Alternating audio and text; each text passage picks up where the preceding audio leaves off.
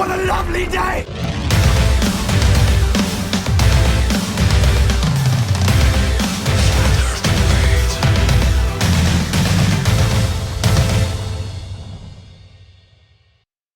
Welcome to Flat Earth Debate, Uncut and After Show. I'm your host Nathan Oakley, and if you are new to this channel, or you've not done so already, be sure to subscribe and hit the bell notification icon to keep up to date with the Flat Earth Debate pre-show and after show goodness. If you'd like to support this channel, there is a super chat that runs alongside each of these shows while they premiere, and there's also a PayPal, Patreon and crypto link in the info box below the video. Most importantly, if you'd like to join the show, you'll have to check out this stream because it's on Nathan Oakley on a Thursday for the second show. But while I set up for that second show on the Nathan Oakley channel, I'm going to pass over to the live panel and Skype so I can do exactly that. It's very small because the air goes down. So the air in the acceleration upper constant atmosphere has won't nothing connect to it do to each other. with Just the one law of blanket, like a fabric. thermodynamics and air pressure. Obviously, it doesn't. But the law of thermodynamics is it has a how should I call it? It has a correlation to it because sure. No. If you apply force to a gas, the gas What will force? rush. Look, Well, if you have, May I have? May I No, have no, it something? won't. Let me- No, it I won't. know- It I know won't it's hard touch for anything. someone else It's to have a just gonna conversation in realign this the medium, density but it's buoyancy easy to alignment. have a say into this. Now, I would like for Brenda or Zinder or whoever to explain how a pressure gradient forms next to a vacuum. It doesn't. Magic of gravity. I know. I'm not asking you, Arwen. I'm asking them. gravity, How does a pressure gradient form within a vacuum? Electrolyte. gravity. You know, it has electrolytes, like Brondo. Hold on, Anon. Just let Brenda answer. Yes, Vanilla, be quiet. Gravity exerts a force on the gas.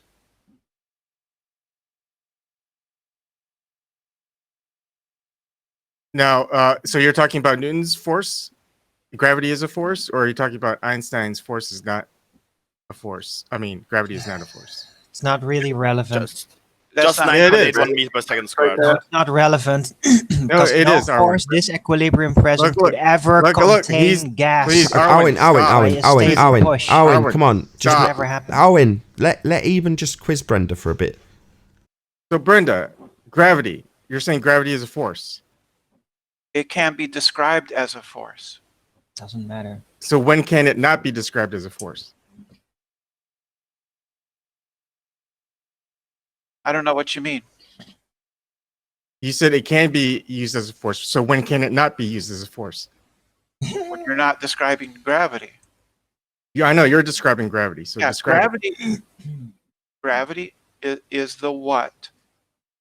Newton's formulation of gravity is the description of it. It tells us the what of gravity. Einstein tells us the why of gravity. So what is gravity? Is it a force? It can be thought of as a force. It's a displacement. It's a displacement of things when they're due to the bending of space-time. How do you measure it? Which can be described as a force. Well, how do you measure the force in the bending of space-time? What do you mean? You're the one who understands it. How do we Hold measure- on, just repeat How it do we even. measure the force of gravity? How do you measure the force of gravity within the Oh. bending of space-time, like you were saying? With the Cavendish experiment. Cavendish experiment measures the force between two masses. It doesn't Yes, measure anything with the bending of That's what- space-time. that's what gravity is. Yeah, but not with the bending of space-time, like you're No, saying. that's what gravity is. Is two masses will bend space-time. The Cavendish Show me the experiment space-time. happened. The Cavendish experiment happened 150 years before Einstein formulated that equation for the Yes. bending of space-time. Yes, that's true. So Cavendish knew Einstein's field equations before Einstein. No, he didn't. So how did he know that the gravity is the mass between two objects within bending of space-time? Can you measure temperature without Can you- knowing? Does that have anything to do with gravity? Excuse me, do I get to talk or not? Can you measure temperature without knowing about the atomic theory of temperature? Yeah, you can. It has nothing to do with the measurement of gravity, It means that with you the bending of measure space-time 150 years before. you can measure things without fully understanding the phenomenon that explains why they happen. As I said, Newton gave us the what. He described how gravity affects things around it. Einstein gave us the why. He explained why it happens the way we observe it to happen. So scientific theories explain laws, is what you're saying. No, scientific theories explain observations. No, you just said that Einstein's theory explained the why, and the law was the what. No. Yes, yes. it's what you just said. Yes. So, do you understand that laws and theories are two different things? A scientific law is a numerical formulation of repeated It's a description of the what? Natural law. Yeah. It's a description of the what. But yes, theories are explanations of the how and why. Yes. If theories are explanations, if Einstein's theory explained Newton's law, then Newton's law wouldn't be a law anymore. Sure it is. It's still a law. Sure it is. You don't know the difference between a scientific theory and a scientific law. Does a scientific law go through the scientific method? Yes, it's based on observation. Oh, it does. Okay. Let's go. Nathan, I'll share my screen.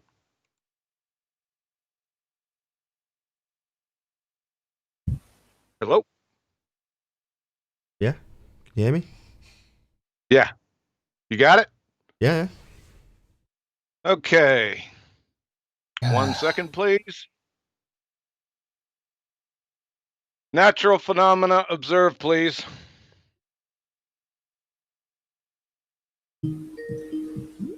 Bending of fabrics, bro. Bending of fabric. Come on, Brenda. Natural phenomena observed, please. Newton's I don't law. know. What are you talking about? Something about a trampoline. You put a bowling ball in a trampoline. Hold on or a some second. shit. With the trampoline nonsense. Stop interrupting the discussion. You said a scientific law goes through the scientific method. I have the scientific method on screen right now. We are going to go through it with Newton's law. Natural phenomena observed, please. You're going to support what you claim. All I see is a lighthouse and a boat in the foreground. Natural phenomena observed is a lighthouse. All I see is a sunset. No, it's a sunset. The natural, like the scientific method became a sunset. Oh my goodness. It was a lighthouse. Zinder, calm down. Calm down. You guys are off the reservation. She said that Newton's law went through the scientific method. So, what did Newton observe in the natural world? He observed the phenomenon we call gravity. So gravity is your observed phenomena. Yes. All right. Oh, sorry about the A. Gravity. So what's gravity look like? You have a picture of it for us? It's a phenomenon. It's a phenomenon. Do you know what an ipsy-dixit fallacy is? It's describing a behavior that is observed. No. You have to observe a phenomenon. You have to observe it. Physically observe it. Yes, that's what a behavior is. It's something you can observe. You can observe behaviors. Okay, I'll roll with it. Gravity. So that's your dependent variable, right? You observe. We observe gravity, so this is going to be a circle jerk, right? You're trying to prove gravity, but you're already observing it.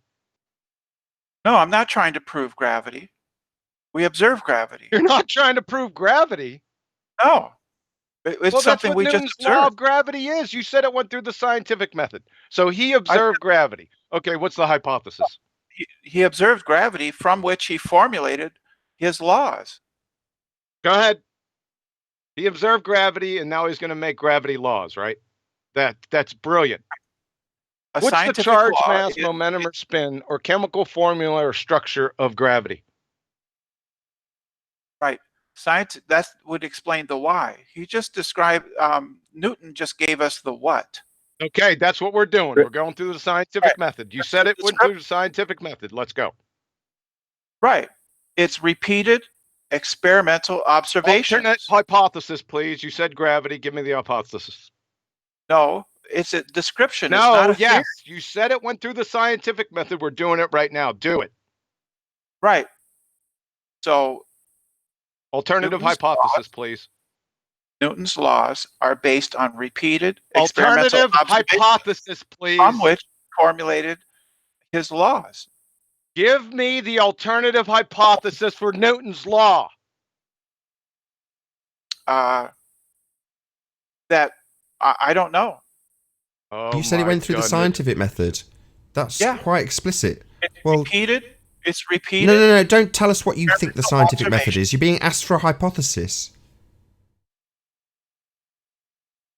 Hey, Nathan, somebody Brenda, just said that they don't see my screen. Google it, Brenda? Yeah, unfortunately, I can't share Skype in the Hangout. It just doesn't let me do it. It's kind of moot at the moment because I'm literally going to start the live show. So, Oh, I'm sorry. You're not on the live show. well, we will be in about 20 seconds.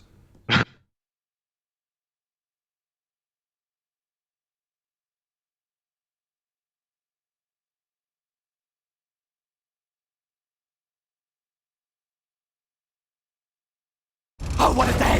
What a lovely day!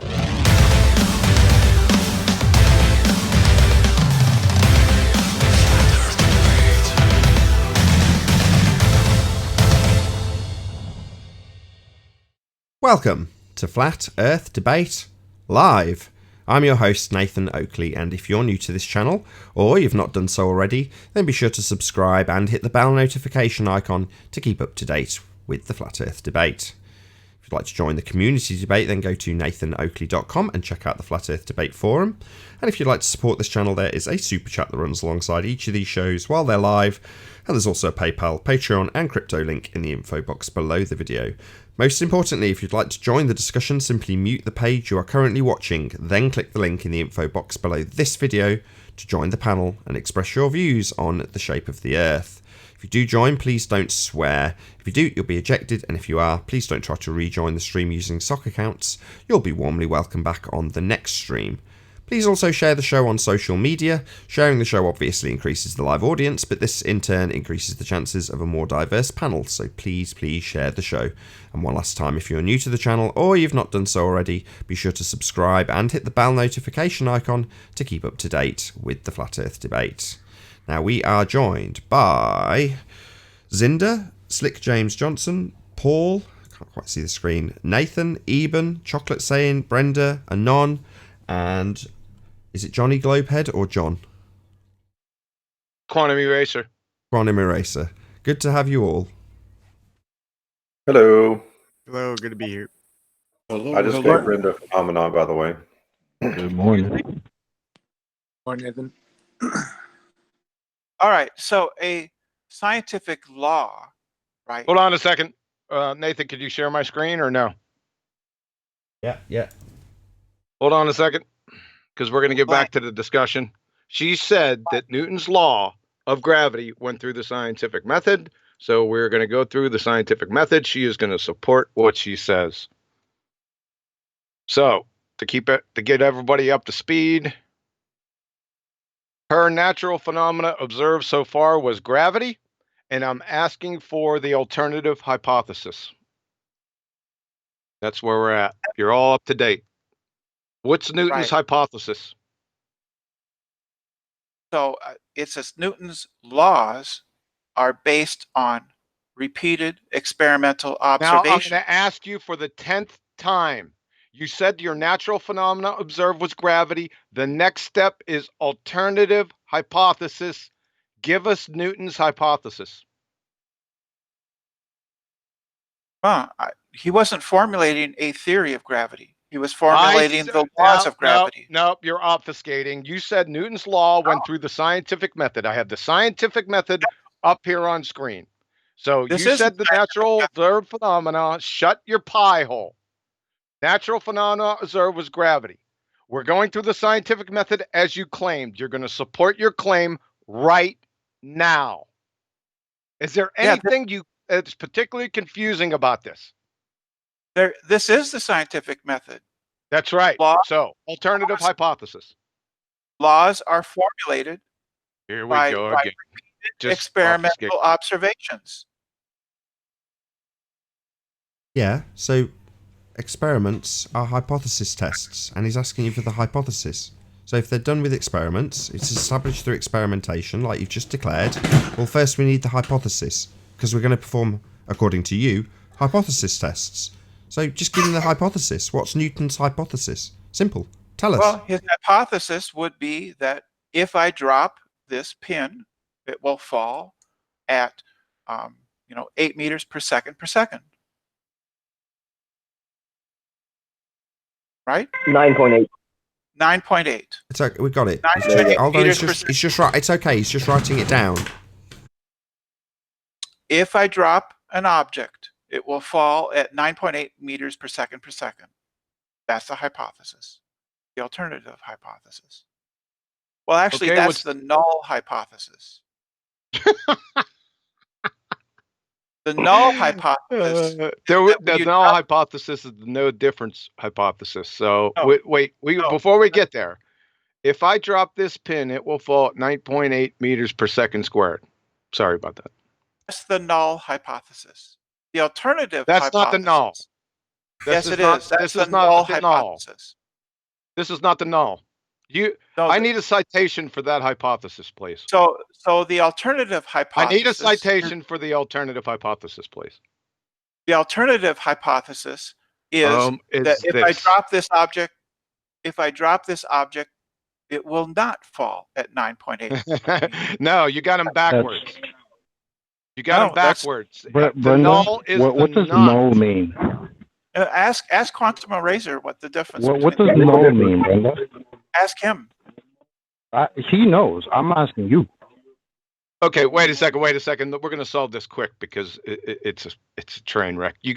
First of all, you got the alternative hypothesis and null backwards. Second of all, this isn't a hypothesis, and this sure isn't Newton's hypothesis. You know why?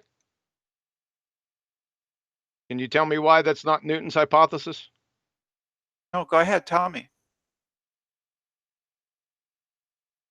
We'll take it right from the Principia. 1 second. Give me a second, please. Newton didn't have any math in his hypothesis. From Newton, from the Principia, Isaac Newton, 1726. I have not, as yet, been able to discover the reason for these properties of gravity from phenomena. And I do not feign hypotheses. Or hypotheses non fingo equals I feign no hypothesis. I frame no hypothesis. I contrive no hypothesis. So you just made it up. Yeah, that's you he's talking just about made it up. talking about Tell us the that theory. you just made it up. He's talking about the theory. No, Just admit it, Brenda. You sound like a jackass. No, he's talking about the theory of No, he's gravity. not. He said, "I Newton never proposed this theory in his life. feign no reason, meaning I feign. No, I do not feign I do not pretend to hypotheses. explain the theory. I simply There is no describe it. theory.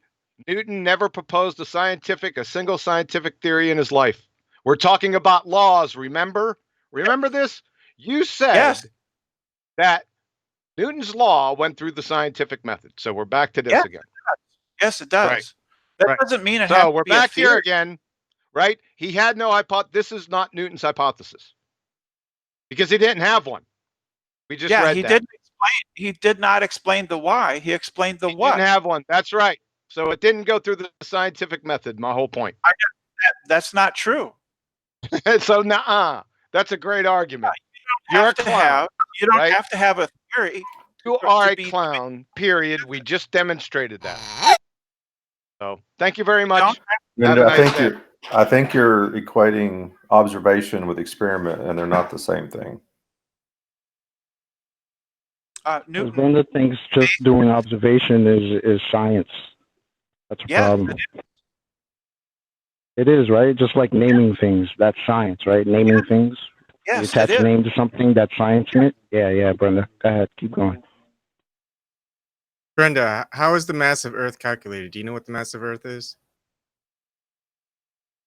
So Newton prescribed gravity, right? He formulated his law. Do you know what the mass of Earth is? Oh, I'm not changing the subject. I am changing the subject. Do you know what the mass of Earth is? I'm not changing this. I'm not I changing. am changing the subject. What is the mass of Earth? I don't You know. You don't know? You don't know what the mass of Earth is? I Tell thought me. you were a scientist. I'm not a- 5.96 trillion tons. How is the mass of Earth calculated? You can weigh it. It's weighed. Yes. That's how you know what it is. Yes. You don't know that it's calculated using Newton's gravitational constant? Yeah, that's weighed. Called weighing it. That's called weighing it. Okay, so what's the calculation? How is it weighed? If you have two objects, right? In the formula, big G equals little g times mass 1 times mass 2 over the square root over r squared, right? So if you know one of the masses, you can calculate the other mass. How do you calculate the difference between the radius of the sun and the Earth? If you we're not talking about the sun. That's how Cavendish got the gravitational. No, he didn't. No, he didn't. You're saying he didn't? No. No. So, how do you get the mass of the Earth then? You get the mass of the Earth by weighing it. Thank you. What scale did you use to weigh it? Was it something you can buy on Amazon? No, you use a scale. Yes, you can weigh the Earth with a scale bought from How Amazon. much is the scale worth? I mean, where do we place the scale on? You'd have to get a rather expensive one that can. I know it had to be big enough to fit Earth. I mean, where do you find? How do you build such a scale? No, you don't have. It doesn't have to fit the Earth. It only has to fit the other mass. What's the other mass? Well, there's two masses, right? Mass 1 and mass 2. Okay, so what's mass 1? What's mass 2? Mass 1 would be the Earth. Mass 2 would be an object that you choose to weigh. So what's the object that you choose to weigh? Whatever you wish to choose. The Earth, so what please. do you choose? Sorry, hold on a second. Hold on. We seem to have gone off on a slight tangent. We're talking about weighing. Of course. You just said, Brenda, you said any object. Okay, Earth. No, mass 1 is Earth. Yeah, and we're weighing that mass, right? Right, and you weigh it by weighing another object, mass 2. Okay, toothpick. Sure, in principle, but not in practice. You could weigh the Earth using a toothpick. Right, that's the stupidest thing I've ever heard. No, it's not. In principle, you could do that. In practice, it would be incredibly difficult. We don't have scales sensitive enough to do Maybe that. in the 1700s we had those So you scales. say we do have a scale. Yes, there are scales that are sensitive enough to make measurements that we can come to a approximation of the weight of the Earth. So it's an approximation scale. I have those scales. No, this is not. I think it's like $1.99 at the general dollar store. All scales have a degree of accuracy, right? They're gravity meters, right? Scales are gravity meters? Essentially, yes, they are.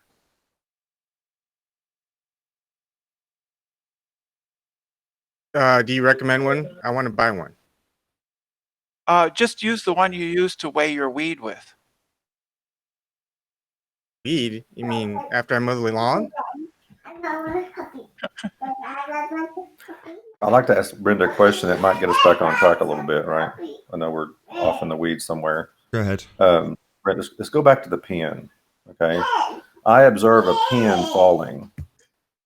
So what I'm observing is something going from my hand to the floor. That is what? Yes. What is the cause? What is the cause of the pen going from my hand to the floor? How would you determine? Okay, well then go through the process and walk us through that process of determining that that's gravity. Well, we would just call that gravity because a force was applied to the pin. Right? How would you prove it's a force? How would you prove it's a force? So we just observe it, right? You let go and it moves. No, we're still seeing a phenomenon, but you've got to prove it's a force. Well, when you let go of it, did it hang in the air or did it fall? Oh, sorry to interrupt. Sorry, Paul. Sorry. Are you saying that you first picked it up? Because that would be the cause. You picking it up and dropping it. Me picking it up is not the cause of it falling. Well, yeah, you picked it up and dropped it, didn't you? Okay, so I've got a pin in front of me. I've got it right now. I'm looking at it. Right. Why isn't it falling, Brenda? Because you're holding it. No. I'm looking at it. It's on the side of my desk, but it's definitely not falling. Are you saying that pins fall of their own volition randomly in nature? That's a phenomena we can observe. Or are you causing it when you pick the pin up and drop it? No, you're not causing a pin to fall when you pick it up. Well, I'm looking at a pin and it's just not dropping at all. Right. So when you say pin, do you mean pin with the caveat that a man's got to pick it up and drop it? Because I would say that that's the cause, wouldn't you? No, I wouldn't say that picking up a pin causes it to fall. Okay, again, I'm looking at a pin and it's not falling. Right. Yeah, so it's not falling, Brenda, so it doesn't fit the criteria. How am I going to measure it falling if it's not doing that? Well, you would pick it up. Oh, well, that would be the cause of it falling then, wouldn't it? You picking it up. There we go. Cause and effect established. Jolly good. So you're causing it to go up in the air. You're giving it energy by picking it up. Right. Yes. Well, that's the cause. That's your cause. That's your cause. There's your cause. There's your cause. There's your cause. If you hadn't picked it up and dropped it, it would have just done what my pin's doing, which is not dropping. So there's your cause. Not gravity. You picking it up and dropping it.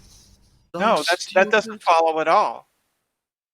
So suppose I pick it up and hold it. Will it fall? Well, that depends on whether or not you cause it to fall. But that would be you causing that, wouldn't it? You don't cause the pin to fall at all. It's not falling. I keep telling you. This pin I'm looking at's not falling, Brenda. What are you talking about? Pins don't just constantly fall. I'm not looking at pins coming down as rain. That's not a natural phenomena. Pins don't just fall. Unless there's a cause. I hadn't finished. Unless there's a cause for them to fall. Right. And in this instance, you're saying, well, I'm going to pick it up, and then I'm going to figure out what the cause is. Well, no, we established it when you said you picked it up. Well, picking it up doesn't cause it to fall. Picking it up causes it to rise off the table, doesn't it? So things go up then. Wow, hold on. So hold on. We've just got some anti-gravity going on. That's anti-gravity then. It's not. It's a force. You apply a force to the pin, causing it to rise off the table. Oh, right. So there's your cause then, like I just asserted.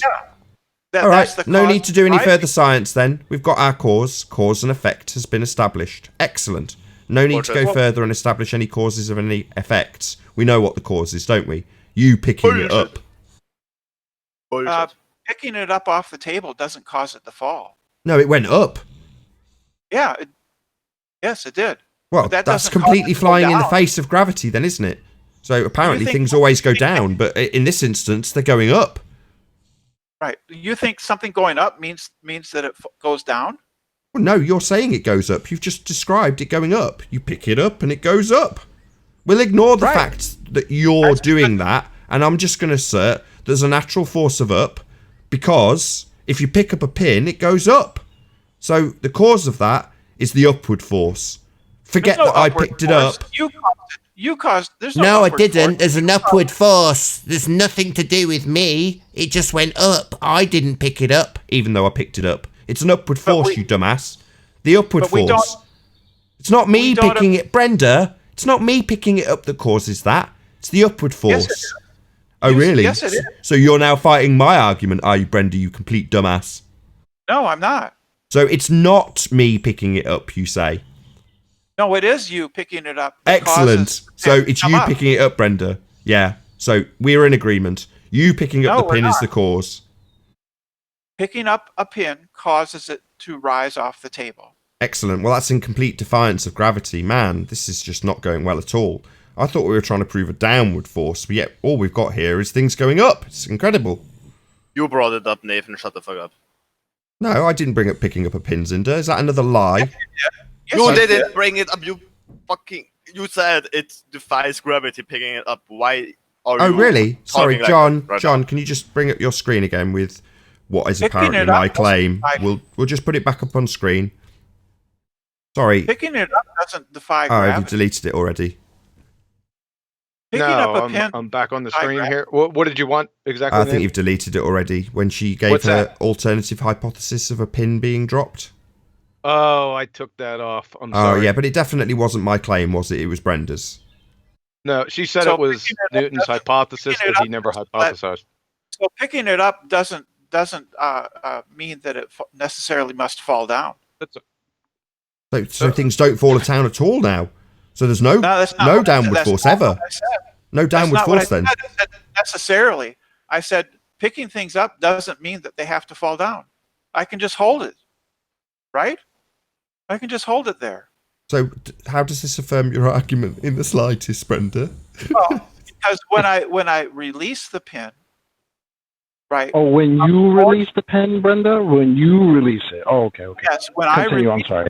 Oh, great. Well, we've got a cause of that as well. You releasing the pin is the cause of that occurrence, isn't it? You caused that to happen, Brenda, now didn't you, when you released the pin? No, when I released the pin, I didn't cause the pin to fall down. No, and I didn't cause it to go up when I picked it up. It just has an upward force attached to it. Didn't you listen to me, Brenda? I'm not causing the pin to go up when I pick it up. That's not me doing it. There's an upward force. You don't think the upward force is applied by your muscles picking it up? No, no, I've got nothing to do with it. We'll Yes, you just do. figure out what the force of the up bit was, ignoring that I did it. Like you're going to ignore you dropping it, right? It's nothing to do with you. That's correct. It's nothing to do with you. No, that's right. There's an upward force, and when people pick pins up, it's nothing to do with them. It's just the magical force of up. When you pick something up, that has everything to do with you, but when you release it, the reason it falls doesn't have to do with you releasing it. So it doesn't have to do with, and then she describes the thing that caused it being me releasing it. Gravity takes over. No, the upward force takes over when you pick it up. The upward force takes over. It's nothing to do with me when I pick it up, Brenda. It's the same principle. It's nothing to do with you dropping it, and it's nothing to do with me picking it up in the air. It's the same. Right. So when you pick something up off the table, you apply a force to it. No, I didn't. I didn't. my No, God. no, it's not me. No, Fundy. No. Stop misrepresenting me. Stop it. Brenda, stop rumpusing. Stop rumpusing with your nonsense. Brenda, can you stop rumpusing? Pick something up. You Brenda, apply I'm going to force. have to kick you out if you keep When pick rumpusing. something up, Right, when you it's pick time for Brenda something to up, go. you She's apply a obviously force lost so to it, badly that she's and going to when keep it rumpusing. falls, another force Is is this what you're going to applied to do? it. That's Is this what you're how going to it do, Brenda? works. Keep rumpusing. I'm going to kick you out. Ignoramus. Right, You're just time an to kick you out. ignoramus. Bye-bye. No rumpusing. Sod off. Okay, let me take over. Oh, great. When Hold alright, on. does picking up a lead weight require a force? Your muscle, does it? Right, Yes, picking I up- think so. Does letting the lead weight fall require a force? We first had to get it up in the It air, though, doesn't. didn't we? So, again, you couldn't have the second scenario without you first picking it up, Zinder. But that is not a cause. It is like saying me pushing the button of an elevator is the cause for the elevator going in on the top floor of a skyscraper. It isn't. It is just you pushing a stupid button. Everything else makes the elevator. So what's your Zinder, claim? If you Are didn't you push that claiming button, gravity? would the elevator come to your floor? Hold Zinder? on a second. If Are you you didn't push claiming that this button. force is gravity? What? Are you claiming, Zinder? Are you claiming this force as gravity? No, I don't know what the force is. The force is just a 9.81 meter per second squared downward force. That's all I know. I don't Yeah, but I you're don't care calling about it gravity. force. How do you know it's a force? You just Because said when force, I let Zinder. it fall, because when I let it go, I needed a force to pick it up. I need a force for it to go down again. So, That's how so you're nature saying works. there's a force So what- there. Hold on a What second. force is causing? Oh God, this is. We need slick moderating here. Try once Whenever more, you're John. ready. We need some common sense in here is what we need. Yeah, I know. So what force is? So what are you What force claiming, causes Zinder? a balloon to go up? What is happening here is that when you pick up the pin, you're putting energy into the pin. When you release the pin, that same energy that was used to pick it up is released and it goes back to where it was. That's not true, because when you hold the pen for 1 hour, there is a lot of energy that is required for you to hold the stupid pen. But when you release it, the same energy gets released as if you would only hold it up for 1 minute. Okay, now with that scenario, I can pick up a pen, right? And I can set that pen on a table and let that pen sit there for a week. And then I can come along and just nudge it. And that same energy that I put in it when I put it on the table, that held there for a week, will release itself and the pen will go to the floor. Well, in that scenario, the table has probably a structural integrance that would hold the pen up. But in my scenario, when I lift it up with the arm, I need energy to keep my arm in the air. And there is a lot of energy getting built up. That means that the longer I wait with the pen in my hand, the faster it should fall, or the harder it should hit the ground, whatever, it's the same. But it doesn't happen. The pen would always... So wait, so if I hold a pen for an hour, it's going to fall faster than if I hold it for 2 minutes? No, that's what you propose when you say that the reason why the pen falls is because I picked it up. Okay, what is the cause? The cause for it falling is a 9.81 meter per second square. No, that's not a cause. That's an effect. So what's the cause of that? A force pulling on something is a cause for something moving. Okay, so we got a little thing called the scientific method that elucidates cause and effect relationships. So let's go through it. Is my screen up? I don't care about your scientific method. We'll start off. It's not my scientific method. It's the scientific method. I didn't make it up. Oh, sure. There are a lot of scientific methods. Observe phenomenon. The scientific method. It's singular, not plural. Method. Do you have another scientific method? All right, let me say something. Like, the scientific method, in actuality, isn't a set of sequence of procedures that must happen. It isn't? No, it isn't. That's from your citation that you posted in Discord 1 month ago, by the way. Citation, please. All right. I can cite it. And then we're going to need an example of you taking us through this method that you're going to post. How many scientific methods are there? 1. Seemingly a lot. 1. I mean, so can you count them? All right, let me finish. That must happen, blah blah blah. Although it is sometimes presented as such. Did you say blah blah blah? Yeah, all right. I'm going to repeat the sentence I said before. All right, the scientific method in actuality isn't a set of sequence of procedure that must happen, although it is sometimes presented as such. Some descriptions actually list and number 3 or 14 procedural steps. Right? That's what it says. So we have a lot of different sources that say different things about the scientific methods, but at the end, it seems to be a semantic game again. So why should your scientific method, or why should the scientific method you talk about be the right one? Can you show me any evidence for it? Well, you are in this channel, on this channel, as a certain scientific method. So if you don't agree with that method, then maybe you shouldn't be on this channel. Yeah, no. There's only one method. He had his say. He said there was different scientific methods, correct? Yeah, like 3 to 13 steps, it says. Okay, so can you give us those steps? No, we want an example. We want you to take us through scientific validation of a claim through one of those methods. You claimed science. I didn't. I didn't even say that my example follows the scientific method. So no, I don't have to take you through any scientific method. Well, there's a cause and effect relationship, right? That's what the scientific method adjudicates. So what? I don't care about you. We're looking for validation. Method. Why should I follow the scientific method with what I just said? Because it's a cause and effect relationship. You just said that before. That's why we got on the subject, Zender. Are you on medication? I described to you a 9.81 meters per second squared downward force, right? That's an effect. That's all. What's the cause? Wait, I just want to know. Wait. That's an effect. What's the cause? The cause is the force pulling down the pen. Okay, so we have to scientifically validate.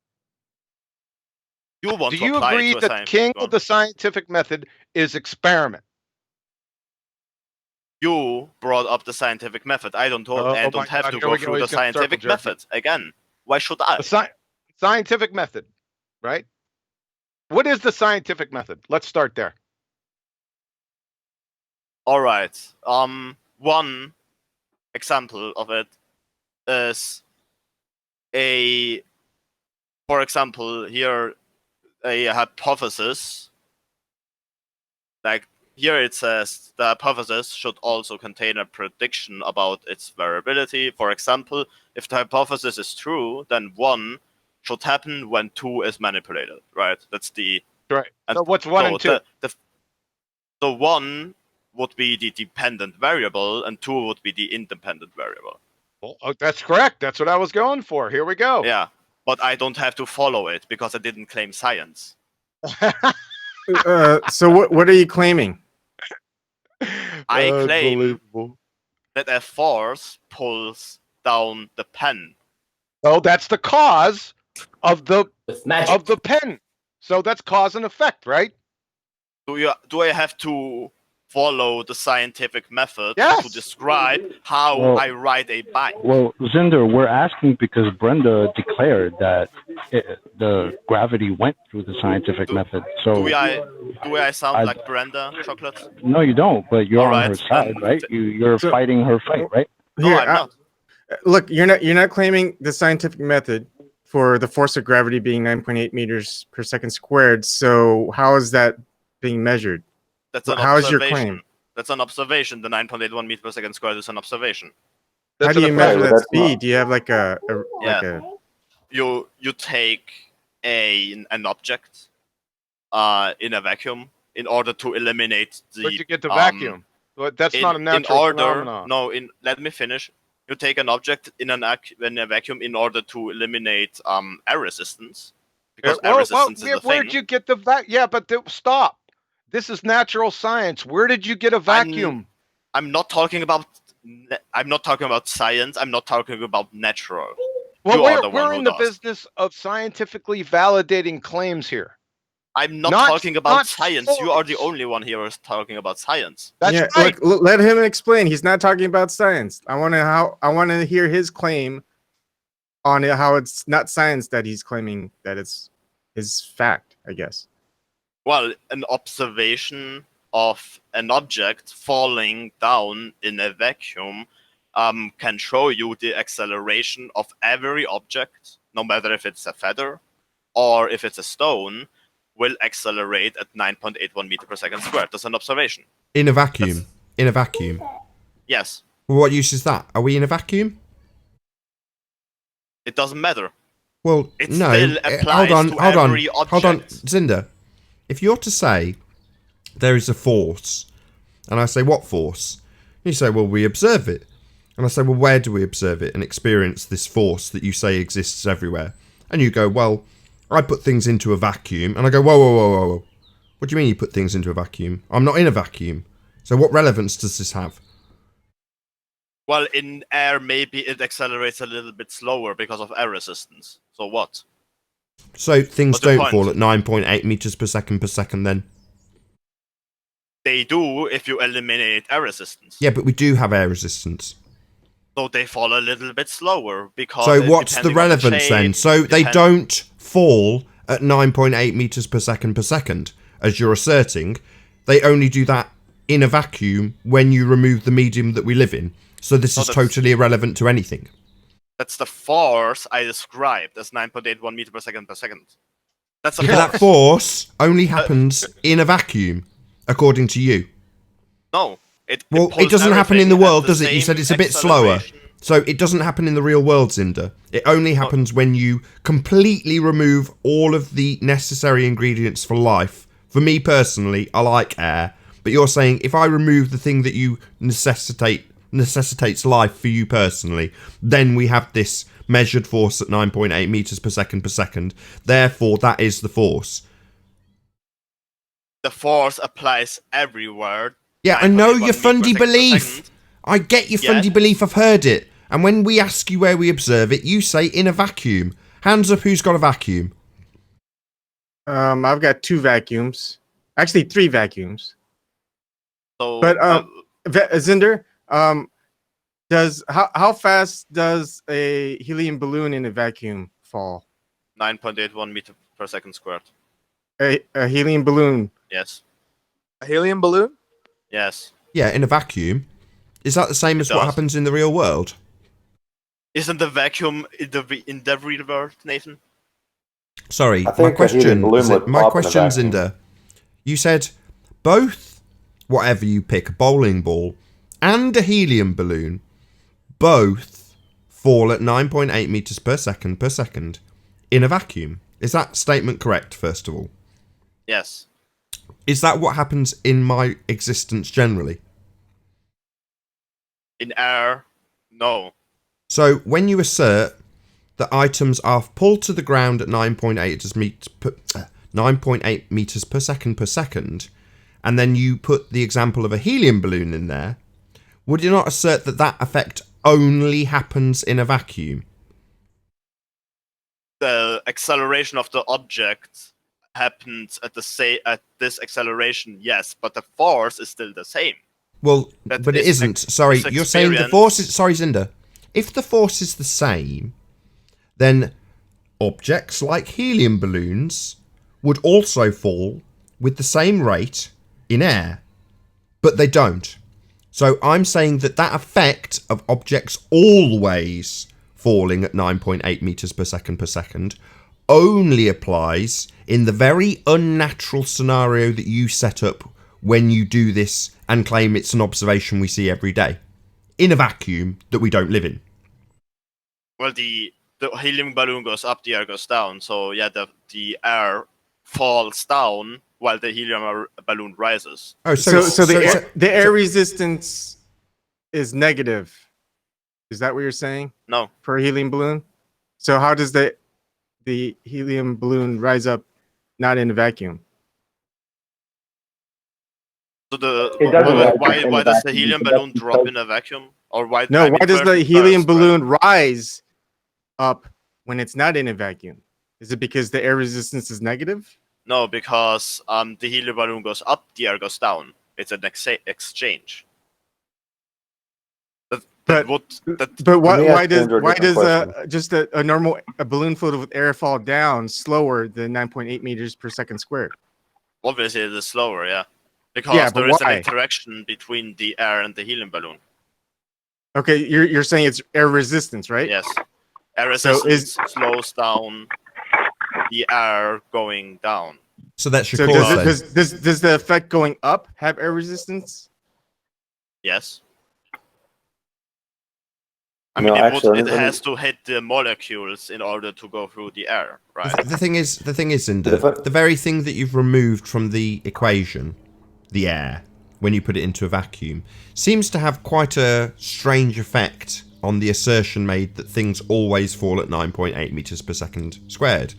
So would you say that that particular variable, given that when it's reintroduced, completely alters that assertion, would you not then surmise that perhaps the air itself has got quite a big factor on what things are doing and why they're doing it? For example, going up, not down. Obviously, the air has a factor. And Right. I didn't say that everything, by the way, I didn't say that everything falls at 9.81 meters per second squared. I said the force is measured as 9.81 meters per second squared because you have to eliminate all other variables in order to measure a force. You said everywhere. Or you introduced your vacuum. Where do we find a vacuum in nature? It doesn't matter if it is This in is nature or natural not. science. I'm not talking about science. Why do you This is always natural bring it up? science. You say you're not talking about it, but you are talking about it. I'm not Now, claiming I was gonna science. ask Zinder a question. I'm just experiencing This is things. natural science, son. Let me try to help Zinder out just a little bit, maybe. Everything you've described is you're varying the one thing that is potentially the cause is the air. The one thing you can't vary is the force. Everything, removing air in the vacuum, the balloon rising, the pin falling are all the variables.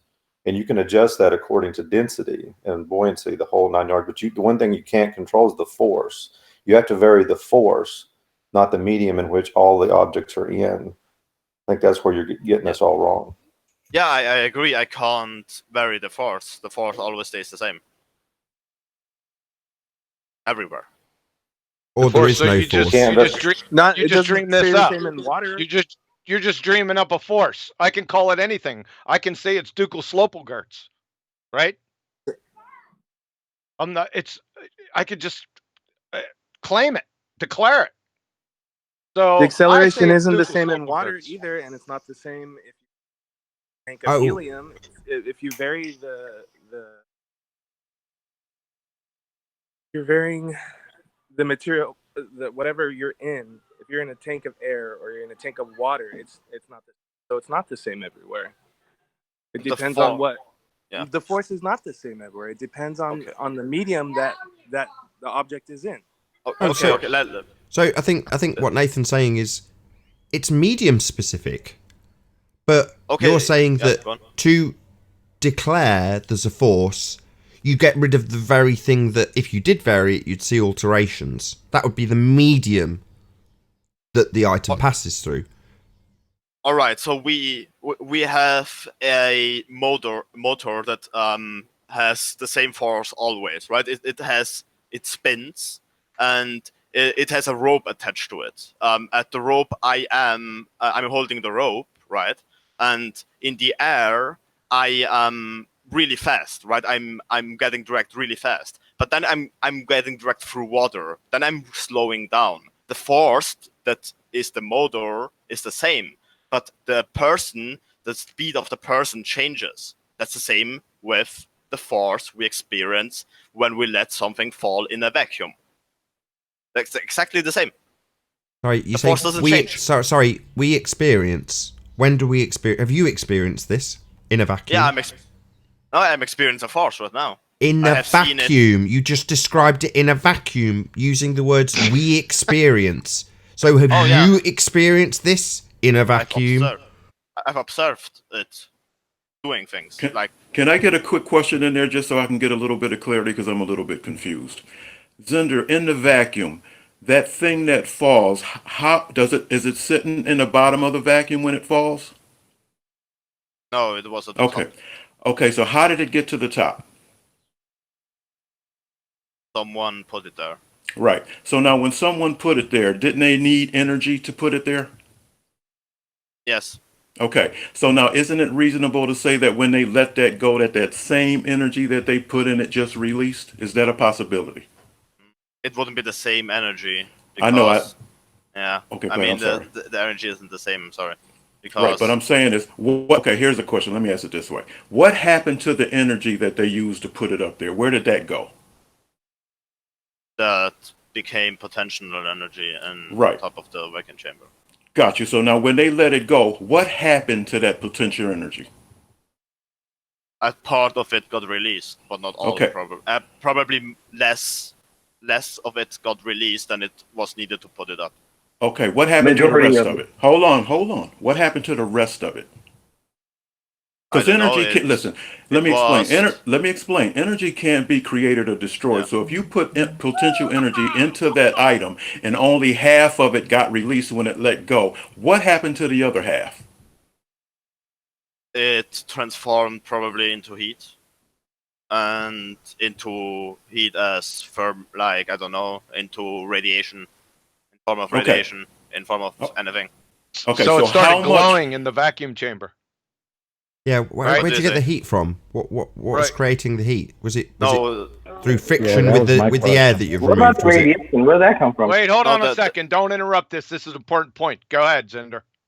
the heat I was describing was created when the person picked it up and put it on the vacuum chamber. That's the that's the energy that that's the energy that was required to put it on top of the vacuum chamber. No, that's Right, not what we're talking about. You said there was when it released from potential to kinetic energy, not all the energy was released. You said less than half. So, and then you said that the heat from, what are we talking about? A pin or a feather? Doesn't matter. Was released somewhere. So where was it released? And then you said it was radiated. Do you know the three types of heat radiation? So no, that's not what I said. I Yeah, say it is what it you said. again. I wrote it down. So he said if the same he asked if the same energy got released as it was required to put it on top. I said no. A part of the energy that was required to put it on top was released in form of heat. That's what I said. In the form of heat. Yeah, like he picking it up and putting it on top of the vacuum chamber. No, when it was released. You just said it when it was released. No, the energy was released in form of heat when he picked it up and put it on top of the vacuum chamber. Oh my God. Okay, where's How is the that energy? releasing? Where is I'm out of this. Not released as if me letting go the object and then the object getting released. Releasing the energy was released when he made the movement. Right? I don't know. I'm sorry. You're asking me? Where are we going? Wrong. I'm lost. Where are we No, going? see, it's a labyrinth of incoherence, is what it is. He says something that he says he didn't say it, but he just said it, and then he said it again, and he said he didn't say it. I mean, are you on medication? Seriously. Can I make an observation about Zender's vacuum chamber that he probably hasn't thought of? Is there any mechanisms inside the vacuum chamber that are carrying this object up to the top of the vacuum chamber? My example was me just picking the object up and putting it into the vacuum chamber, and then pulling away the air, right? So after I put it inside. Okay, I don't understand that. That's incoherent. No, it most doesn't most vacuum chambers I've seen is they have mechanisms inside to raise either a feather or a bowling ball up to the roof of the so-called vacuum chamber. Now, the question I have is: the objects inside the chamber more dense or less dense than the air inside, or the lack of air inside? So, like, this, for example, let's take a piece of metal. So we can raise it up with a magnet, right? So we have the mechanism, right?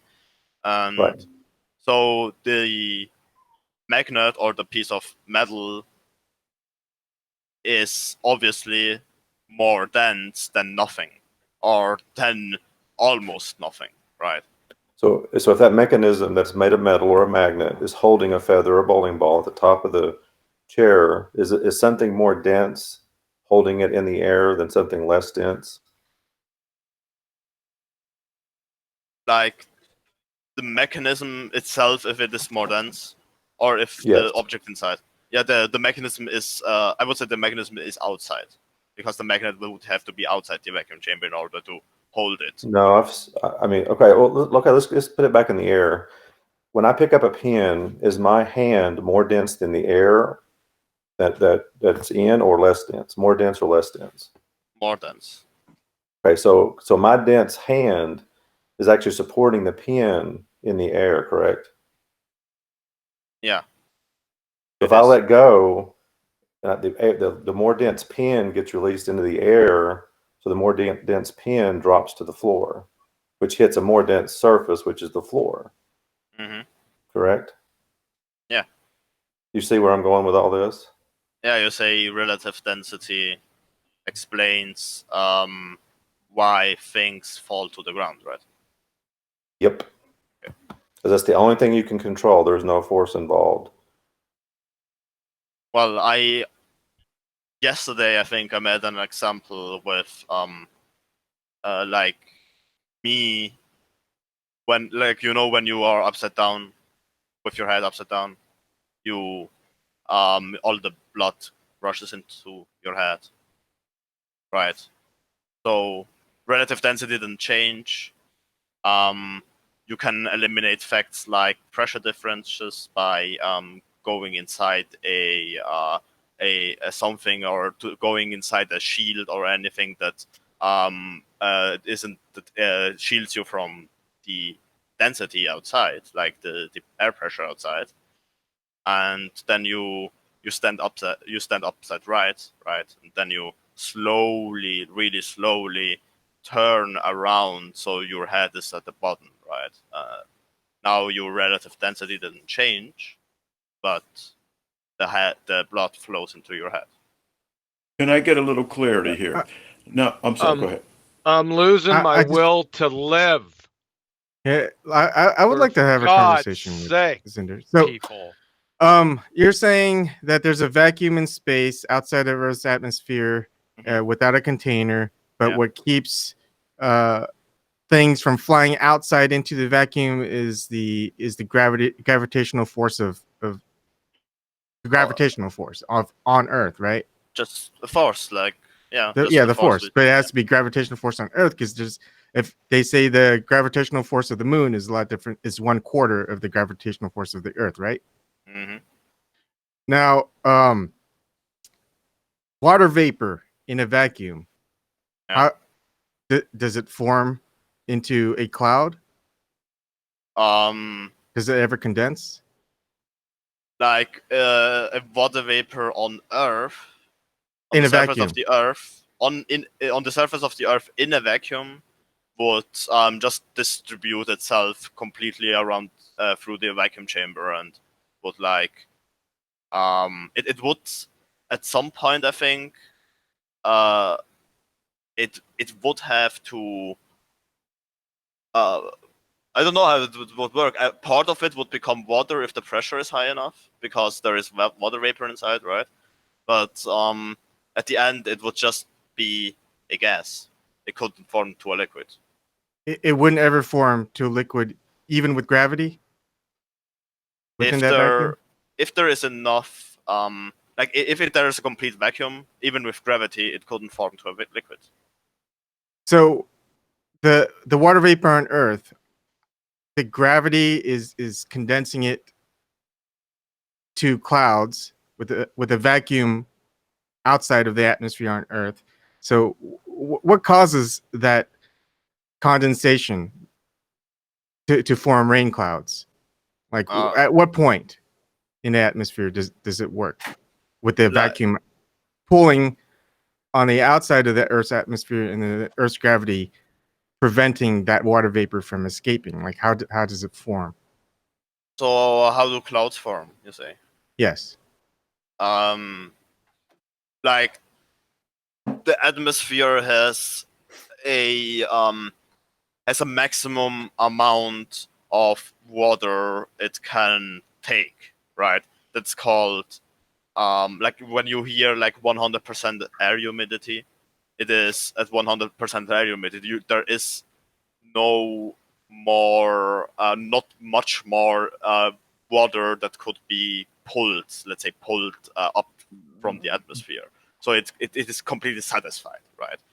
And then the water vapor rises up to a certain point until it I have to add the water has to stick to a solid object in order to form a cloud. It doesn't work if it isn't stick to a solid object, right? What's the solid object? Dirt. Sorry, I'm a bit sorry to interrupt. Clouds don't stick to solid objects.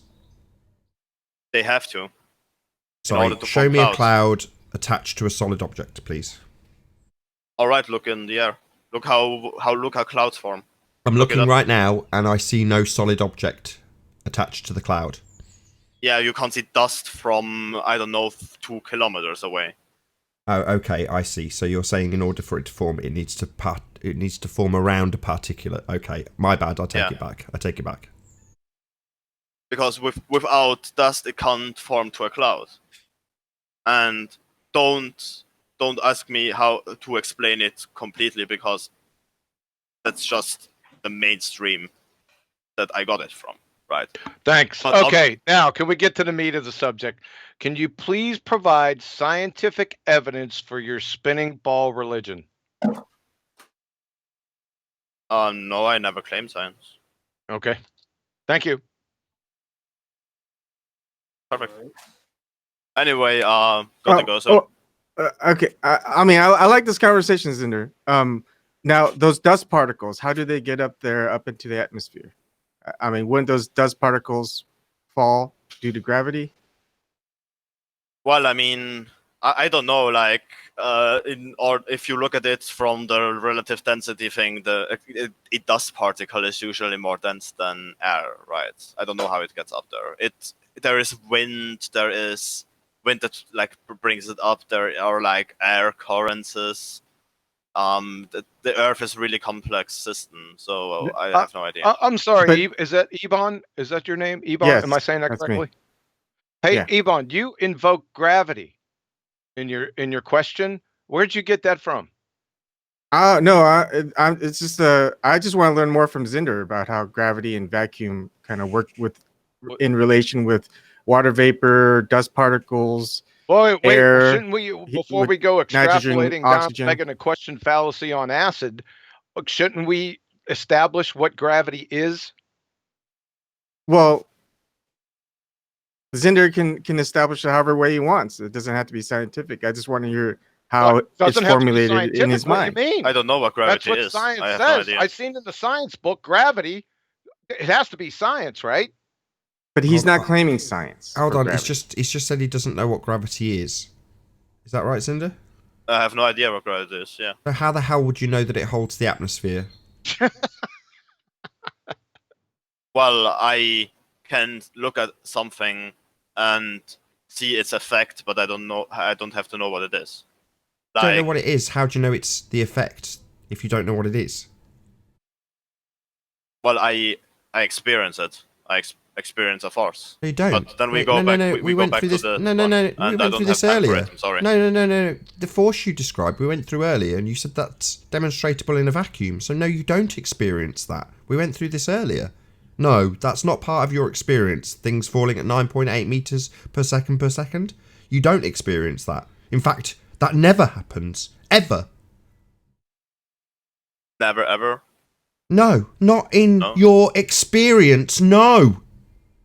It's me looking at something, experiencing something. So you can look and watch and experience anything ever falling at 9.8 meters per second. That happens, does it? No.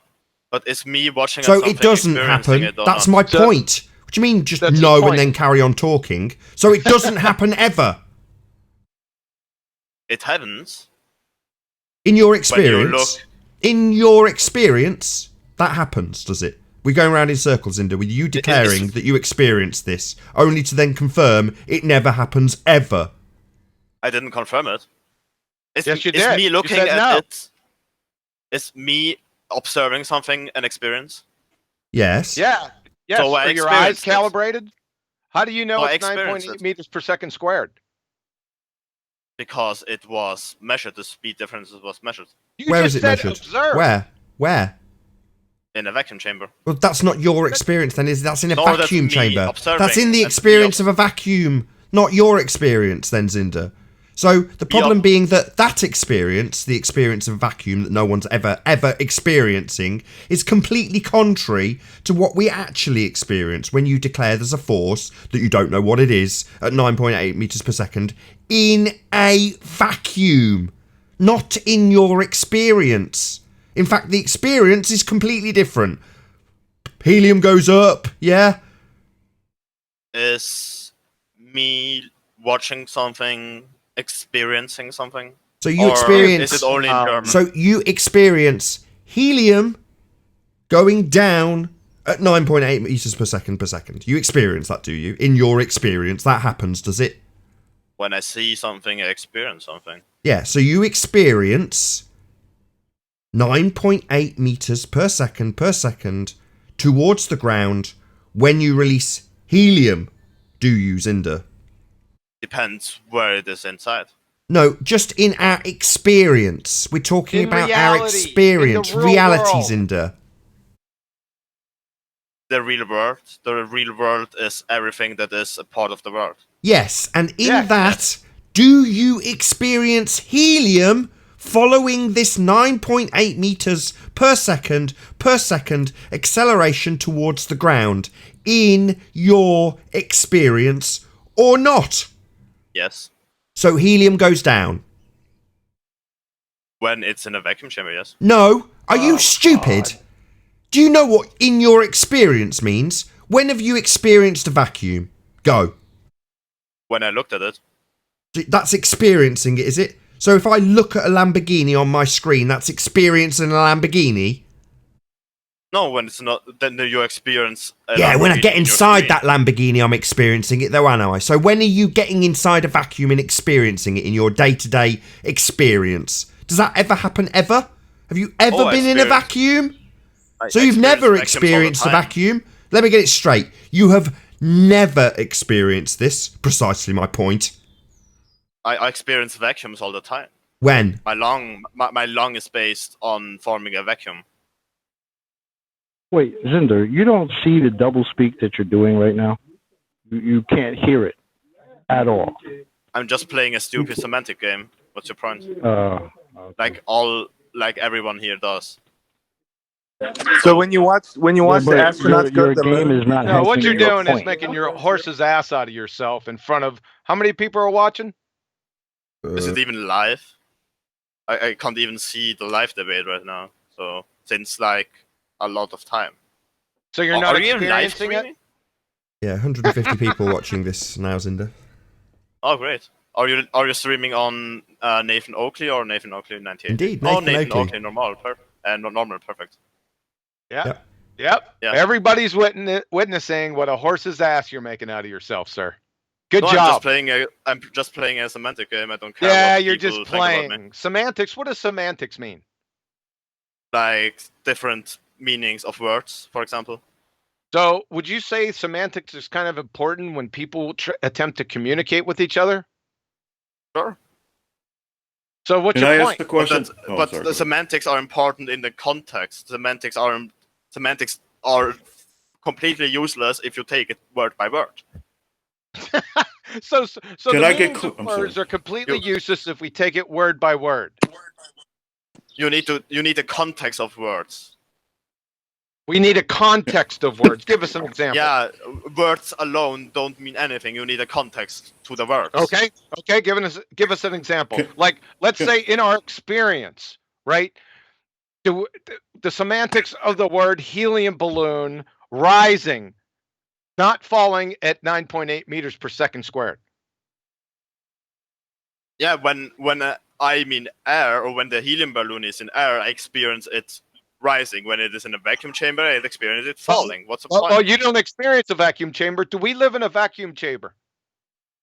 Like when I looked at a vacuum chamber, I experienced a vacuum chamber. Yeah, man, anybody who wants to own a Lamborghini and fully experience a Lamborghini, just look at one and you will get the full experience. You don't need to save up. You don't need to buy one and drive one. Just look. Then you experience fully. Like Zinder looking. Because that's a total experience, isn't it? That's in your experience because you've looked. Like, Can I tell you my experience of a balloon in a vacuum Hey chamber? guys, I was trying to get some clarity for about 5 minutes from Zinder. Can I just get this one clarity? No, let me just respond to it. Like, Okay. Is it in English? Don't you say I experienced a movie in a theater, or is it wrong? Is it a wrong sentence? Yeah, if you were to assert that you'd experienced hell because you were watching a movie of hell, then yeah, that would be semantics, wouldn't it? No, I ask you a question. Do you experience a movie in a movie theater? Yes or no? Yeah, I experience a movie in a movie theatre, but I don't Yes, experience the fires of hell because I've watched them on a movie screen. No, you didn't, obviously. No, so I didn't experience the vacuum by looking at it. I didn't look at the vacuum at the screen. Can I just get some clarity? Hang on, chance just to get, guys. I've been trying to clear. Let's look how this. Yeah, go ahead. I was trying to clear up a point for 1 second. Zender, you said a little while ago that you were just here goofing around, correct? Yeah, I'm playing a semantics game. Okay, where you? Okay, It always I boils heard down you. to. I heard you. Now, when you said about this force you were talking about, you were just playing a semantic game. You were just kidding. You're not really serious about this force. You're just playing with us, right? Sure, I'm always playing when I'm come here. Sure, why not? So this force that you're talking about is just a joke, right? Yeah, everything is a joke. Like, Okay. or I just wanted to clear. I just wanted to clear that up. I just want to clear up for the audience that gravity is nothing but a joke that people play games with when they make these declarations. They're just kidding. They're not serious. So don't take them seriously when somebody's talking to you about this force that pulls things to the ground. They're just playing games with you. It's just a joke. So don't get involved in it. Yeah, I would agree with that. Zinder's declaration that it's just a joke and a game of semantics rather than actual scientific evidence of some force that we experience. But with that, I will say, unfortunately, to the live audience in the Nathan Oakley channel, this is where we bid you farewell. You need something to keep you occupied after this live stream has ended, then go to nathanoakley.com and check out the Flat Earth Debate Forum to keep up to date with the community debate. If you're watching on Nathan Oakley 1980, then stay tuned as there will be an after show to follow. I've been Nathan Oakley and I'll see you all in the next video. Oh, what a day! What a lovely day!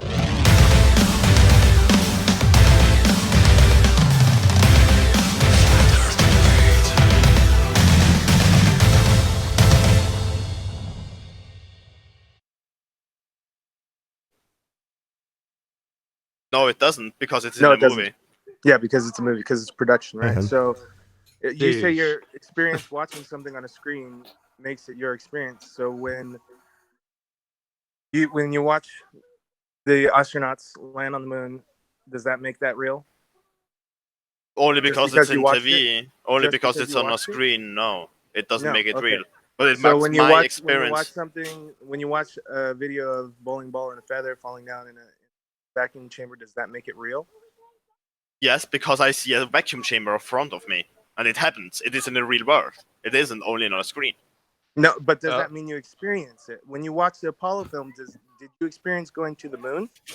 No, because Did it's you on a experience- screen. Did you experience 1/6 of the gravity? Did you experience the takeoff? Did you experience the ride there? No. No, Because so it's the same thing. You can't. It's not just because you watch something on the screen doesn't make it reality, and it's in a vacuum chamber, and we don't observe vacuum chambers in reality.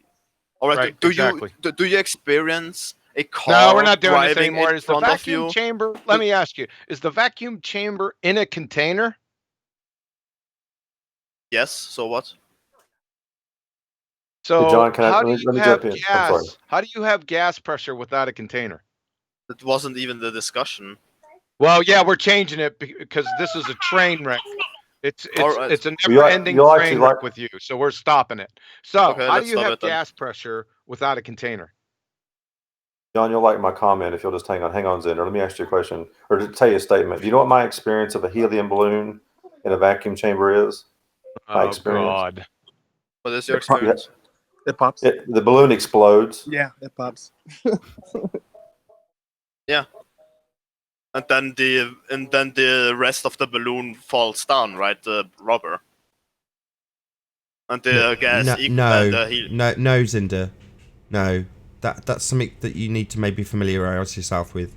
The second law of thermodynamics. So the gas would fill the space.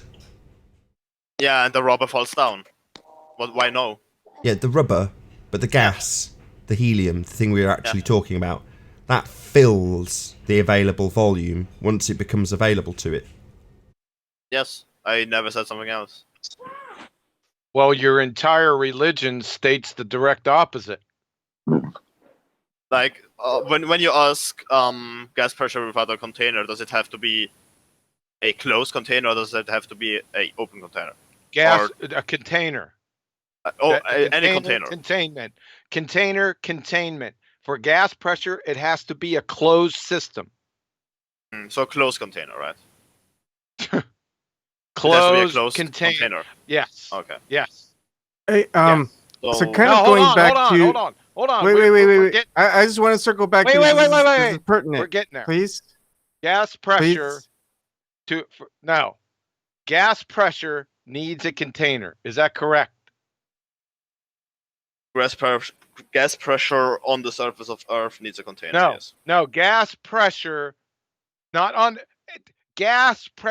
needs a container. It's the necessary antecedent. Without a container, you don't have gas pressure. A container on Earth? Oh, God. Or a container not on Earth? Container. Have you ever been Anywhere not to on have this, gas Xander? pressure. Have you ever been Anywhere. in space? You need a container. It's the necessary antecedent. Look, you're not going to win a semantics argument with Zinder, right?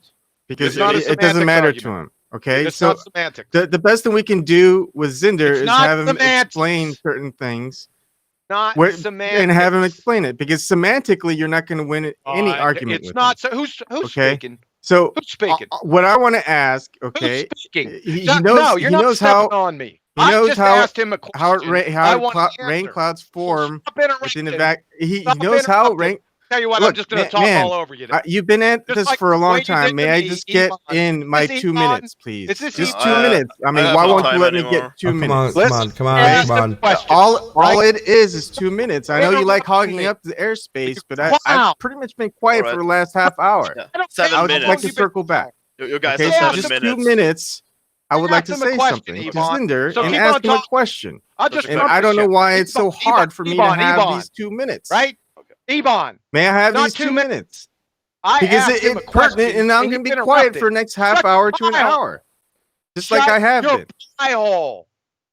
Okay, I my asked 2 him a minutes. question. So Zinder, Oh my God! you know how to make it rain on Earth, right? You've got the water vapor, you've got your gravity, you've got your vacuum. That's not in a container. Yeah, You've got dust particles. Now, can you make it? Can you make it rain? Can you form rain clouds? And can you make it rain in a vacuum that you have that you can observe? Rumpusing each other, John and Eben. You're just rumpusing each other if you can't come to an agreement. I know. I would just like 2 minutes to say something and have Zinder explain it, and that's it. Well, no, I'll leave. I'd like that, to talk 2 minutes. I'd like to talk to Eben. Of course you would, because he's going to get you out of this rut. So I have. Go ahead, Ivan. Just step all over me. You're another friggin' clown. I have 7 minutes. Okay, so this is on take Earth. 2 minutes.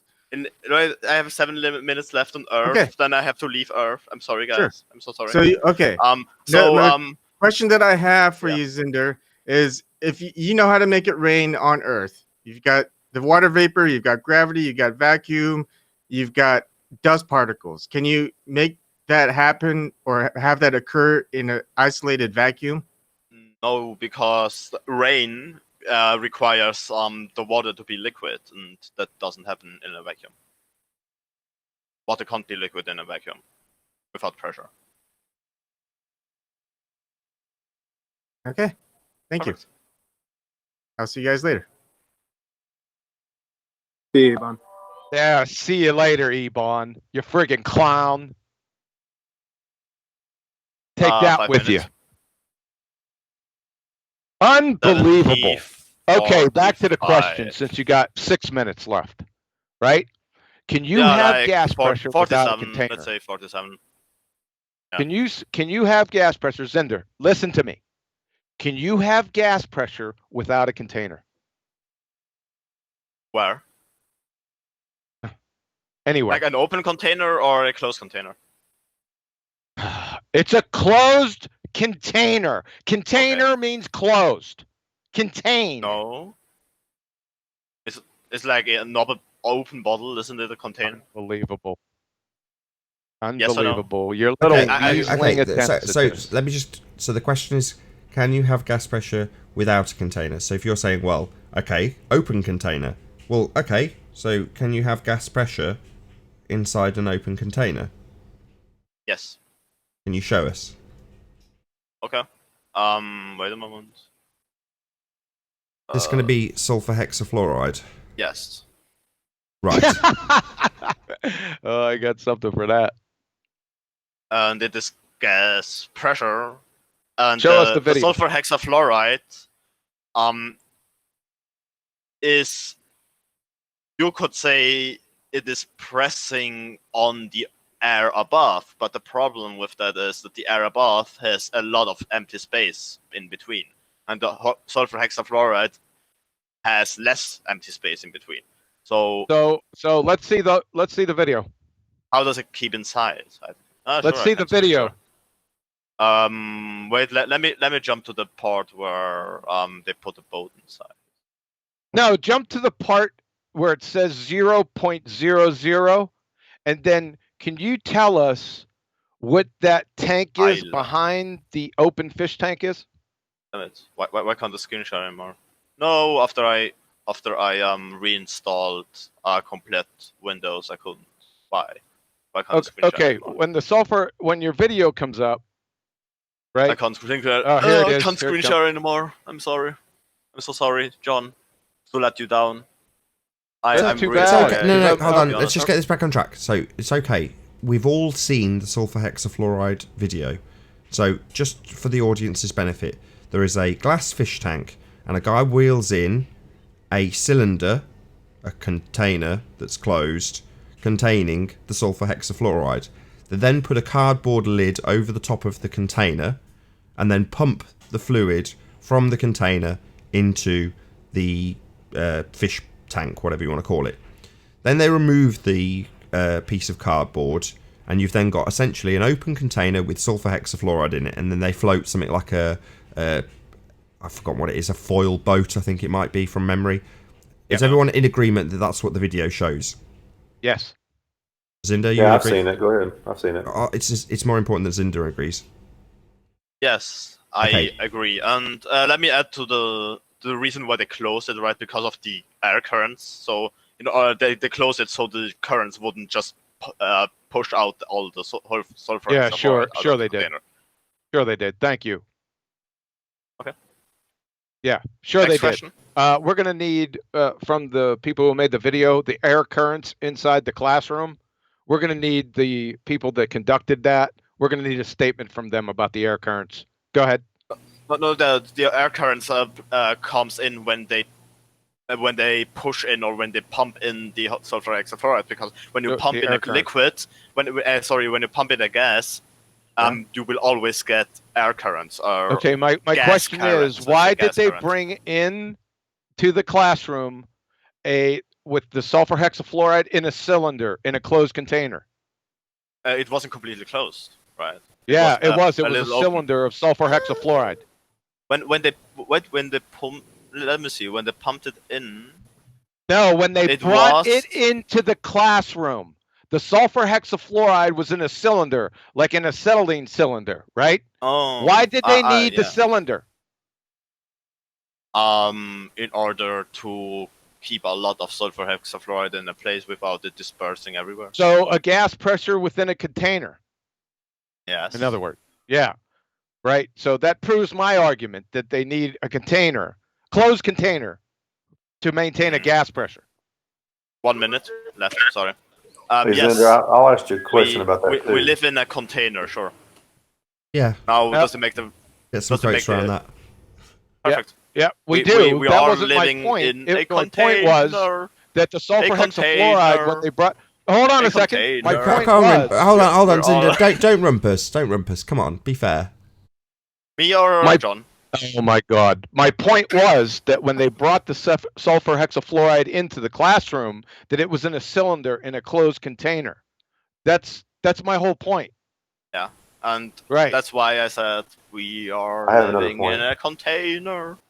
Yeah, we are in a container because we have gas pressure. Exactly.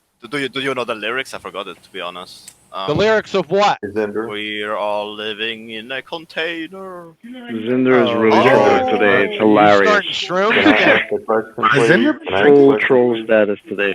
Yep. Good shit, Zinder. Let me ask him one question before he disappears. I think that was from Ronstein. Hold on. Have we got Is time Zinder for one asking more? me to- Hold on. Yeah. Have we got time for one more question, Zinder? You've been a really good sport. Sure. I'm sorry. Can I ask it? Can I ask it? Yeah, Paul. That's always yeah.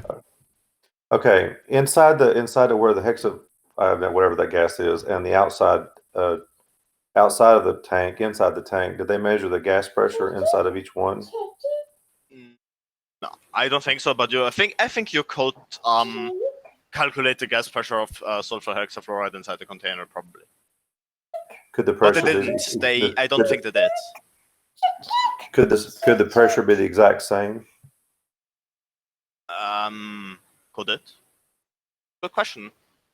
It is denser, but only because it's denser does it mean that there is a higher pressure. Probably not. But I think the pressure difference would be almost the same, but not completely the same. You know what we'd like to see with this demonstration? You know what we'd like to see with this demonstration? For them to bring the container of sulfur hexafluoride in, right? And then put the gas into the fish tank with the cardboard covered over it, and then take the cardboard cover over it, and then I want them to leave for 1 hour and then come back and float that aluminum friggin' boat in there. That's what I want to see. I 1 have hour. a better idea. Okay, 1 hour.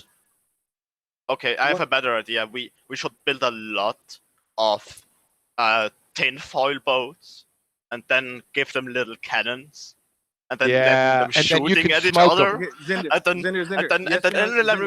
let me finish. And then you could smoke them. No, let him make his joke. Come on. Yes. And then, like with the cannons, like them shooting at each other and letting Pirates of the Caribbean music run in the background, like a gigantic, gigantic container with those boats on top of it, and everyone is really, really happy that what they experience. Oh, what a great story! How long have you got left, Zinder? Acumen is Have a nice day, noteworthy. guys. Thank you, Zinder. Wait, Zinder. Is the Earth covered in sulfur hexafluoride? He's gone. He's gone. He did say it, and he got a limited amount of time. No, you the know, Earth is before not you covered round in- up, I'm sorry, can I get one more last word in? The guy told you he was playing. Why are you having a serious conversation with somebody who's told you that he's playing with you? That doesn't To make embarrass any sense. Yeah, but the thing is, they're not serious. They're just playing a game. So you That's can't good. have a That serious... exposes them. Yep. I'm sorry. What else we gonna do, Slick? Nathan's not kicking him out. What else we gonna do? He keeps on talking. You got friggin' Ebon. I don't know what his problem is, but he better figure it out. Right? I mean, It's just that once this I is saw ridiculous. Zinda start playing games, I realized at that point there was just no sense in having a conversation with this dude because he's just playing. But you're right. But that was excellent, Slick. But for the fact that you did that, that wouldn't have exposed that fact. That essentially, when he's saying at the start, quite boldly, we've got gravity. It's a force. It holds the air to the earth. Right. Well, at the start, he's quite determined in his assertions. At the end, well, this is just a joke. It's just semantics. Yeah, I can't prove anything. No, I don't know what gravity is. But the audience gets to see that. I got you. It's just that it seems like people were taking him really seriously, and the dude was just obviously flipping back and forth. And when you're having a conversation with somebody, you can't have a conversation unless it's a serious conversation. If you never know when this person starts to play, when he's serious, then he plays, then it's just it's like a futile exercise. It's just kind of that's all. Not depends on your necessarily, viewpoint. because he actually Go on, he Paul. actually admitted that there was density inside the tank. He actually admitted that in my last point I was trying to make, because the pressure was equal. We assumed the Yeah, pressure but inside the tank elephant outside in the tank. room is, how did they get the sulfur hexafluoride into the classroom to begin with? Oh, I agree with you. It's in a tank. It's like a cylinder, a gas tank, right? But the thing is, they don't really believe in their model like they're claiming. It's just a joke to them. When they're having a conversation, they're not serious. They don't really believe in gravity and believe in the globe, and they're just joking. No, you're They don't wrong. have they a do. real- No, you're wrong. Well, You're Slick, wrong. do you see now why people get frustrated with this shit? No, Yeah, they that's think what I, Slick wrong. that's what I He said a little doesn't. while Cinder ago. I can doesn't, but- understand why people flip because they're Yeah, just but playing Cinder games. They're doesn't. not You're- serious about no No, model. but I've got to correct that. You're wrong. At the start, he's dead serious. Zinder thinks he lives on a ball. He's definitely a baller. And he believes this stuff. He thinks we're all stupid, and he believes that too. Now, he'll only take the position that, well, it's not really that important, when he's had his ass handed to him. So, yeah, he'll say that, but it's just an obfuscation of the fact that he's had his ass handed to him. Okay, but here's my point. When you seriously have something, you don't have to play because you really have something. If I really got something, I'm not playing no games. I'm coming serious. So the fact that you come to me playing games, that already tells me that you don't really believe in your product. You can't. I agree. Because you would be serious about it. Now, I agree. that's Now the you've only- rephrased it. I agree with you because yes, absolutely. That's why those specific types of people who somewhere in the back of their mind, and let's use Conspiracy Cats as an example. So Conspiracy Cats, when he's describing the stress he feels when he has to contemplate the reality that he's been lied to on multiple levels, and then details how he's losing sleep over it, he's another one of these jokers that comes along and just says, well, I'm just here to troll, right? Well, no, that's the people who enter this arena because somewhere in Zinder, in this example, in his cognition, he understands some of the contradictions. He wouldn't be here otherwise. Now, your average Joe, who by contrast, who you're saying, well, no, they do fully believe in this. Well, they're not going to come because they've got the dogged assurance that they're just right and they don't need to ever argue about it. But Zinder is here arguing about it, isn't he? Oh, yeah, no, right. I agree. Can I point something out real quick about the sulfur hexafluoride? It's false Go ahead. equivalence. It's false equivalence. I mean, Yeah, sulfur it is. hexafluoride is not oxygen. Our planet, or sorry, our Earth is not covered in sulfur hexafluoride. It's covered in oxygen. Yeah, that's And right. so to And it's not equivocate natural. Yeah, sulfur it's not natural hexafluoride- science. So sorry for stepping on you. Sulfur hexafluoride is a man-made gas, right? So immediately falls outside natural science. Not according to Berkeley. I've just had this quoted yesterday. So basically there's a citation going around from Berkeley where they basically say all of the elements in the physical universe. Now, when this was first quoted to me, I didn't quite twig the subtlety about what they were saying, and I focused on different elements of it. But when I saw that Tim Osman had mirrored my conversation with Channel Q, Skyfly Bright, and P Mars, I went through the comments and found Nummy with a slightly different interpretation. And from his links, I managed to find my way to what the hell they were talking about. And I felt quite stupid when it suddenly dawned on me. When they say elements, well, that's specific within science, isn't it? What's an element within science, John? What's an element within science? Look at the periodic table. Precisely. So when they say, colloquially, all of the elements in the universe, they're not meaning the colloquial everything when they say that. So if they meant everything in the universe, they'd just say everything in the universe. But it's a scientific citation, and it's specifically saying all of the elements in the universe. Now, the citation goes on to say, including, very specifically, man-made, yeah? But then, again, like I say, after digging through the citation, I think it might have even come from Berkeley themselves. Yeah, we've been through this before. It's the smiles. The added ones, the extra elements, right? No, they added the smiles. Ready? The smiles and the artificial sweeteners. This is the same one. This is Berkeley. This is the Evolutionists R Us site. Oh, okay. I didn't appreciate that. What I did appreciate was that they've got certain elements that have been created specifically by man that would fit the criteria, but they are definitely man-made. Right.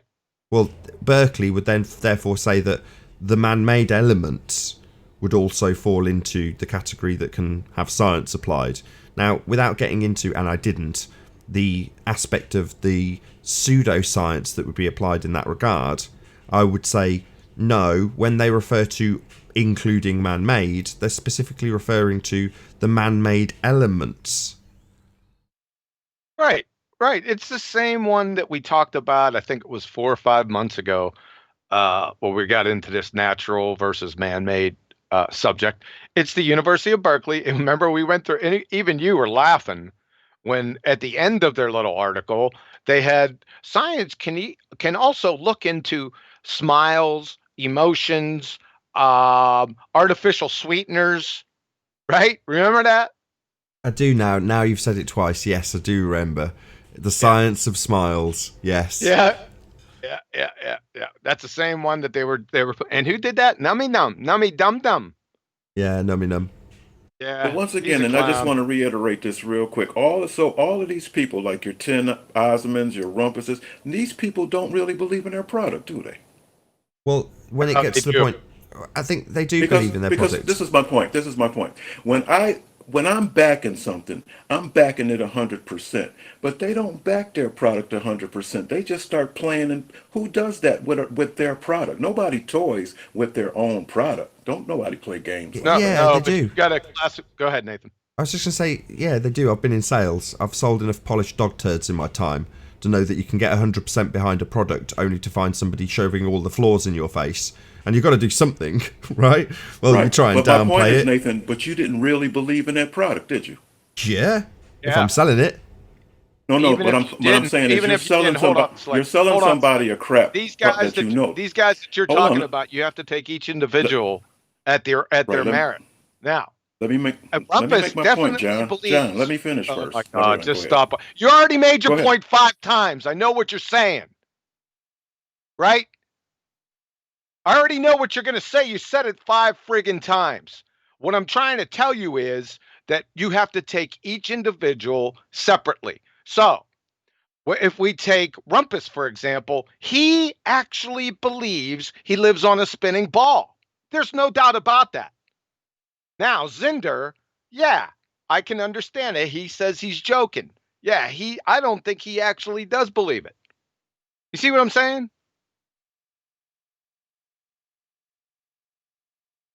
Oh, come on, Slick. Well, no, I was trying to talk, but you just basically cut me off and told me to shut up, so I'm doing it. Oh, so we're going to play the second. I already know. You already said it 5 times, Sir. Listen, I was trying to make a point, but you just cut me off. You don't know what I was going to say. You said it 5 freaking times. Then why are you talking to me? I was trying to stay on mute. Oh, my God. Give me. Hey, Nathan. I don't know what's in the air today. I don't know. I don't know either. I've about had enough of this nonsense. It's 2nd grade playground nonsense. I've reached my friggin' limit, right? I'll talk to you later, brother. Sorry. Okay, no worries. Thanks for joining. Okay, so can I finish that point I was trying to make, Nathan, before you round out? Can. Okay, what my point is like people like Rumpus and all of these guys, when they start calling you all kinds of names and all that stuff behind their own product, I don't think they really believe it because they wouldn't do that. They would stay serious. No salesman that really believes in his product is going to play games with it if he really believes it. Now, if he's got a product that he's selling and he really thinks it's crap, but he's going to push it on you anyway, well, he still doesn't really believe in the product, even though he'll sell it to you. But deep down inside, he doesn't believe in it. And that's the point that I'm making. I'm thinking these people that come on the show in comment sections, I really don't think they really believe in their product. It's just an opinion. I could be wrong. Fair enough. I mean, let me make a slightly different scenario then, so it's easier to maybe make an equivalence. So, rather than the product being bad, let's pretend for a moment that the manufacturing is slow and the distribution is poor.